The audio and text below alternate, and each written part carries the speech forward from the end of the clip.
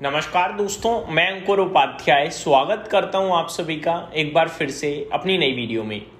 दोस्तों, शानदार रिकवरी देखने को मिल रही है भारतीय बाजार में। निफ्टी नीचे से ऑलमोस्ट 210 पॉइंट सुधर गया है और ये जो रिकवरी आई है बहुत ही शार्प, बहुत ही फास्ट आई है। मैंने आप सभी के साथ जब लास्ट वीडियो में अपडेट शेयर करी थी तो मार्केट अराउंड 70 पॉइंट नीचे था, उसके बाद थोड़ा और गिरा और 23,000 का लेवल भी ब्रेक किया। 22,955 का लो लगाकर मार्केट में काफी तेज शानदार रिकवरी देखने को मिल रही है। मैं आपको बताना चाहूंगा एग्जैक्टली 11 बजे कैंडल पे 22,955 का लो लगाया है और वहां से रिकवरी बनी है 11:20 पे, यानी 20 मिनट के अंदर अंदर 230 पॉइंट्स की रिकवरी। क्योंकि मैं देख पा रहा हूं तुरंत ही आपके लिए 23,180 का लेवल आया है।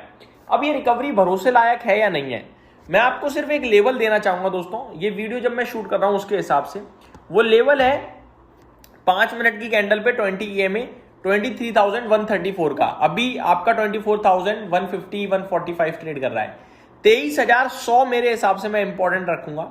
अगर 23,100 के दोबारा नीचे निकलता है निफ्टी, दैट मीन्स ये रिवर्सल वापस सेलिंग में यूज हो गया और अब हम 22,955 भी तोड़ने को तैयार हैं। अदरवाइज थोड़ा टिकना चाहिए, बट ज्यादातर इस तरीके के उछाल सेलिंग में यूज हो जाते हैं गिरावट वाले बाजार में। अगर रिवर्सल आना होगा तो फिर ये 23,100 ब्रेक नहीं करेगा। कोई खरीदारी बिकवाली की राय नहीं है, लेकिन मार्केट में जो रिवर्सल है वो अच्छा लगा। यही बस आप सभी के साथ इस वीडियो में डिस्कस कर रहा था। अब बढ़ते हैं स्टॉक्स की तरफ जहां पे एक्शन भरपूर है। मैं आपको बताना चाहूंगा मार्केट ब्रेथ खराब है, पोर्टफोलियो खराब होगी। निफ्टी की रिकवरी, सेंसेक्स की रिकवरी में आपकी पोर्टफोलियो में कुछ भी नहीं बदला होगा, क्योंकि स्टिल स्मॉल कैप इंडेक्स 1.25% नीचे है और मिड कैप इंडेक्स 1% नीचे है। तो प्रॉब्लम तो बड़ी दिख रही है मार्केट में। मेटल इंडेक्स, फाइनेंशियल सर्विसेज और ऑटो इंडेक्स ये हरे निशान में, बाकी सब लाल निशान में है। बैंक निफ्टी भी हरे निशान में आने को तैयार है। गिरावट हो रही है आज रियल एस्टेट में, फार्मा में, एनर्जी में, आईटी में, मीडिया में और पीएसयू बैंक्स ये नीचे हैं। रियल एस्टेट की बात करूं तो दोस्तों 2.5% इंडेक्स नीचे है। मैं रियल एस्टेट इंडेक्स का हाल बताना चाहूंगा, ये किस कदर टूटा है। इंडेक्स इस समय 691 पे है और इस इंडेक्स का हाई है 1157 का, यानी ऊपर से आधा रह गया भाई साहब। ये अगर मैं बात करूं 52 वीक हाई की तो वो 1050 है, वहां से भी बड़ी करेक्शन है।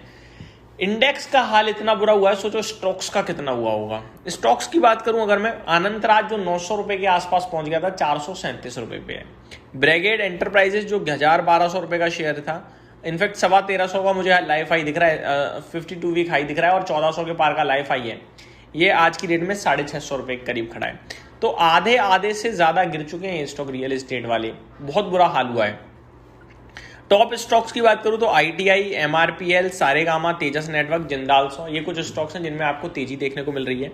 वहीं मंदी की बात करूं तो IDBI, Bandhan bank, happiest minds, Devyani international, transformer and rectifiers परेशानी का विषय बनते हुए दिखे आपको। निफ्टी में 28 स्टॉक्स आपके पॉजिटिव में, 22 नेगेटिव में। टॉप गेनर आज अल्ट्राटेक सीमेंट है, 4.25% ऊपर, बढ़िया स्टॉक है। हिंडाल्को में भी 3.25% की तेजी है। ग्रेजिम, JSW स्टील, HDFC बैंक में भी हरियाली है। टॉप लूजर आज BEL है, 3.25% नीचे। Doctor Reddy, power grid, Wipro, Infosys ये नीचे दिख रहे हैं आप सभी को। BEL जैसी कंपनीज के लिए तो ये समय अच्छा माना जाता है, बट अभी तक कुछ अच्छा ट्रेड हो नहीं रहा है, क्योंकि डिफेंस लड़ाई जब चलती है तो डिफेंस इक्विपमेंट्स की डिमांड बढ़ जाती है, जिस बीच में इनको भी बड़े ऑर्डर मिलने की संभावना रहती है। तो ये पॉजिटिव रहते हैं, बट अभी नहीं है पॉजिटिव, वो एक अलग केस है।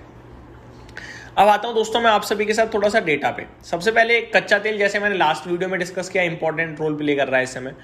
$105 प्रति बैरल था उस समय। करंट सिचुएशन की अगर मैं आप सभी के साथ बात करूं तो अभी भी 105 के पास ही है, 104.5 पे है। तो तेजी नहीं हुई है फर्दर, लेकिन गिरावट भी कोई खास नहीं दिख रही है। वहीं अगर सिल्वर और गोल्ड की बात करें तो यहाँ पे आपको हल्का लाल निशानी दिख रहा है, चांदी में 1% का और गोल्ड में करीब 0.6% का। तेजी पे भरोसा बिल्कुल भी ना करें अभी, कम से कम तेजी एक्सटेंड अगर हुई भी ना मैक्सिमम तो 23,300 के पास रुक जाएगा बाजार। मंदी की बात करें तो 22,700 22,900 भी अचीव दिखता है मुझे कि अचीवेबल है, जा सकता है भारतीय बाजार वहां पे, क्योंकि इस समय परेशानी बड़ी दिख रही है। प्रेसिडेंट ट्रंप ने भी कुछ बड़े बयान दिए हैं। एक तो उन्होंने अपने देश की प्रेस यानी मीडिया को ट्वीट पे काफी कुछ बोला है, जो मैं बाद में डिस्कस करूंगा। लेकिन Trump signals possible delay to Beijing summit as US pressure China to help reopen strait of Hormuz. तो हो सकता है कुछ अभी डिले हो जाए बीजिंग समिट में जाना, प्रेसिडेंट का, बट प्रेशर कर रहा है यूएस चाइना को कि भैया कोशिश करो खुलवाओ स्ट्रेट ऑफ हॉर्मोज। तो देखते हैं वहाँ पे क्या इम्पैक्ट आता है क्या नहीं, बट ये अपडेट्स भी कुछ आते हुए दिख रही हैं। ऐसे में आपको स्टॉक स्पेसिफिक कहाँ पे ध्यान देना चाहिए? मुझे लगता है कहीं भी ध्यान नहीं देना चाहिए, क्योंकि एक्शन है ही नहीं स्टॉक स्पेसिफिक, बाजार में है और एक्शन एक तरफ ही चल रहा है, नीचे की तरफ। उछाल जरूर आया, बट उछाल टिकेगा नहीं टिकेगा कहना बहुत मुश्किल है। इस उछाल में बिल्कुल मत समझना लेने का मौका है, गिरावट खत्म हो गई, खरीदना चाहिए, अभी तो है।